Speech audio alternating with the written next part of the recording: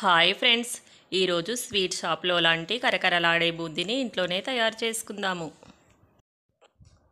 చూసారు కదా, ఆయిల్ ఎక్కువ పీల్చుకోకుండా ఇలా తయారు చేసుకుందాము. ముందుగా ఒక బౌల్ తీసుకొని 2 గ్లాసుల శనగపిండి వేసుకోవాలి. తర్వాత ఒక గ్లాసు తడి బియ్యపు పిండిని వేసుకోవాలి. తడి బియ్యపు పిండి వేయటం వల్ల ఆయిల్ ఎక్కువ పీల్చుకోదు. ఇప్పుడు కలుపుకుందాము. 1 గ్లాసులు వాటర్ పోసుకొని కొంచెం కొంచెంగా పోసుకుంటూ కలుపుకోవాలి. మరీ గట్టిగా కాకుండా మరీ జారుగా కాకుండా మధ్యస్థంగా ఇదిగోండి ఇలా కలుపుకోవాలి. ఇలా కలుపుకుంటేనే బూందీ గుండ్రగా వస్తుంది. బూందీ గరిటెలో పిండిని వేసి చేత్తోని ఇలా తిప్పుతూ బూందీని చేసుకోవాలి. ఇప్పుడు బూందీ గోల్డెన్ బ్రౌన్ కలర్ వచ్చే వరకు ఫ్రై చేసుకోవాలి. గోల్డెన్ బ్రౌన్ కలర్ వచ్చేసాక తీసుకొని ఒక బౌల్లో వేసుకోవాలి. ఇప్పుడు బూందీ రెడీ అయిపోయింది.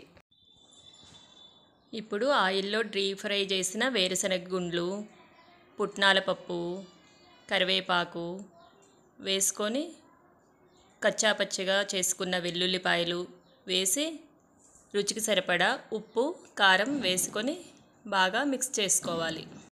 స్వీట్ షాప్లో లాంటి కరకరలాడే బూందీ రెడీ అయింది.